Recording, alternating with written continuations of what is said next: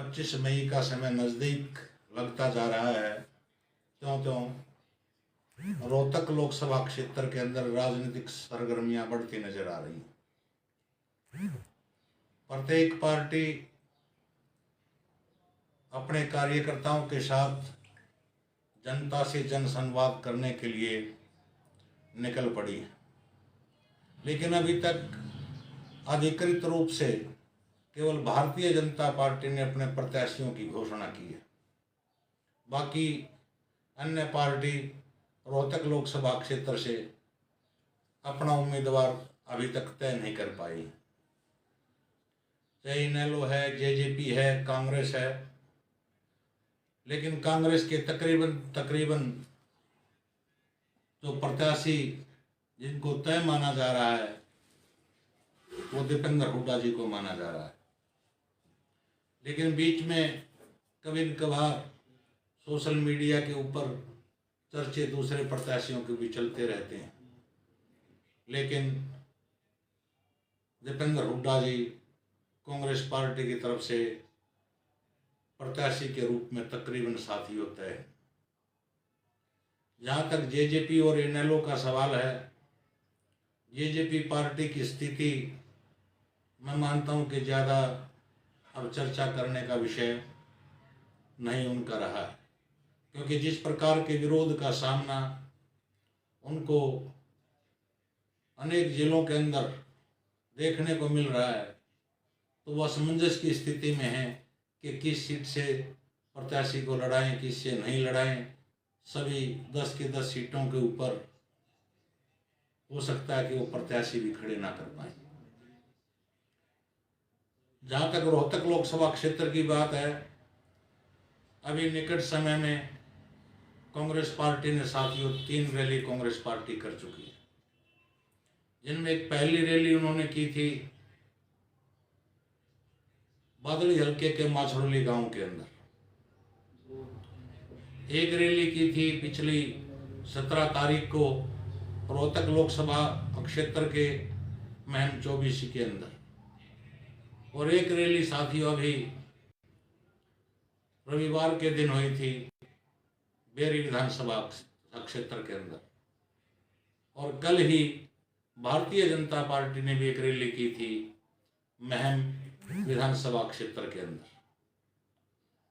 तो भारतीय जनता पार्टी की और कांग्रेस की पार्टियों की अगर हम रैलियों की तुलना करें तो अभी उसी एक ही स्थान के ऊपर 2 पार्टियां रैली कर चुकी हैं। पिछली 17 तारीख की रैली महम के अंदर अनाज मंडी के अंदर जो हुई थी, कल भारतीय जनता पार्टी की रैली भी उसी स्थान के ऊपर साथी होती। लेकिन उसमें अगर हम भीड़ के हिसाब से चर्चा करें तो कांग्रेस की रैली भारतीय जनता पार्टी की रैली पर भारी थी। कल की रैली के अंदर हमने जो विजुअल देखे हैं अनेक चैनलों के ऊपर, जो सोशल मीडिया के चैनल हैं, उनमें कुर्सियां खाली भी दिखाई जा रही हैं और एक बड़ा दायरा डी के रूप में भी खाली छोड़ा गया। लेकिन भीड़ रैली के हिसाब से देखें तो कल भारतीय जनता पार्टी की रैली में भी संतोषजनक भीड़ थी।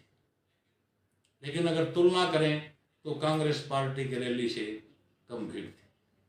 लेकिन अब निकट समय में साथियों एक रैली झज्जर के अंदर है, जिसके ऊपर सभी दलों की निगाहें हैं और प्रत्येक पार्टी के कार्यकर्ता की निगाहें हैं।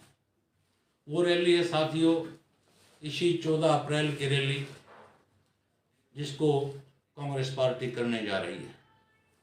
कांग्रेस पार्टी अपनी हर रैली का नाम जन आक्रोश रैली के नाम से रख रही है, लेकिन जो 14 अप्रैल की रैली झज्जर के अंदर होने जा रही है, उस रैली का नाम कांग्रेस पार्टी ने संविधान बचाओ रैली रखा है। उसका प्रमुख कारण साथियों एक है कि 14 अप्रैल को बाबा साहब भीमराव अंबेडकर का जन्मदिन है और उनके जन्मदिन वाले दिन ये रैली है। संविधान की रचना उन्होंने की थी, संविधान उन्होंने लिखा था, उनके नाम पर इसलिए संविधान बचाओ रैली जन आक्रोश रैली का नाम रखा गया है। इस रैली के लिए विशेष रूप से झज्जर की विधायक मैडम गीता भुक्कल जी अपना पसीना बहा रही है। पहले तो उन्होंने दीपेंद्र हुड्डा जी के साथ पूरे बाजार को डोर टू डोर करने का काम किया, 4-5 चक्कर एमपी साहब के लगे, और अब पिछले लगातार कई दिनों से वो गांवों में जनसंपर्क अभियान अपने कार्यकर्ताओं के साथ निरंतर कर रही है। जैसा कि हमने जब जिन गांवों का वो दौरा करके लौटी, हमने भी 1-2 गांवों में जाकर के बाद में जनसंपर्क किया, तो गांव के लोगों में इस रैली के प्रति साथियों उत्सुकता तो है, और वो गांव वाले इस बात के कहने में भी नहीं सकुचा रहे हैं कि मैडम गीता भुक्कल एड़ी चोटी का जोर इस रैली को सफल बनाने के लिए लगा रही हैं और इनकी मेहनत रंग लाएगी, ऐसा गांव वालों का कहना है। तो इस मेहनत को देख करके, इनके प्रयास को देख करके एक उम्मीद तो कार्यकर्ताओं के अंदर जरूर है कि झज्जर की जो रैली 14 तारीख को होने जा रही है कि उसके अंदर उसकी जो गिनती है वो सर्वोत्तम रैलियों में होने जा रही है। किसी भी पार्टी का कार्यकर्ता अगर अपनी पार्टी के लिए प्रचार और प्रसार करता है, खासकर चुनावी मौसम में रैलियों के लिए करता है, तो इसी उम्मीद से वो कार्यकर्ताओं के बीच में जाते हैं कि वो हमारा साथ दें, और रैली के अंदर जितनी भीड़ ज़्यादा आएगी उतना ही वोटर उससे ज़्यादा प्रभावित होते हैं। साथियों, हमने हर आदमी के अलग अलग आइडियल होते हैं, अनेक प्रकार के खेल हैं। कोई कबड्डी का शौकीन है, कबड्डी में भी किसी न किसी खिलाड़ी को कोई आदमी ज़्यादा पसंद करता है। क्रिकेट में भी किसी का कोई बैट्समैन फेवरेट होता है, किसी का कोई बॉलर फेवरेट होता है। बॉक्सिंग में भी कोई न कोई खिलाड़ी किसी का फेवरेट होता है। फिल्मी स्टारों में भी कोई न कोई नायक हीरो जो होता है, अलग अलग आदमियों की अलग अलग पसंद होते हैं।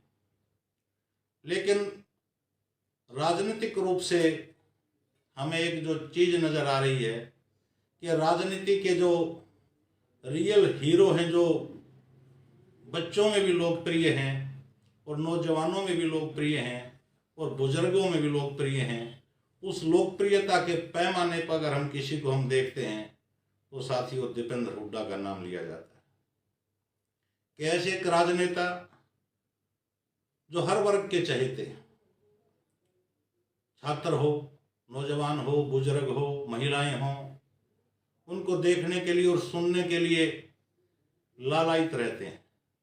और इनकी लोकप्रियता का नज़ारा इस चीज़ से भी हमें महसूस होता है कि पीछे की हमने 2-3 रैलियां देखी थी कि जब दीपेंद्र हुड्डा जी भाषण देते हैं तो एक भी आदमी इधर से उधर नहीं जाता है।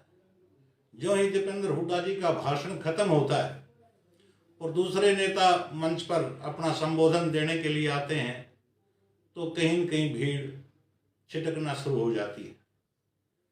जो अपनी तरफ भीड़ को आकर्षित करता है, साथियों राजनीति में बड़ा नेता वो नहीं माना जाता है, और ये खूबी दीपेंद्र हुड्डा जी के अंदर हर जनमानस स्वीकार इस बात को करता है कि वो है।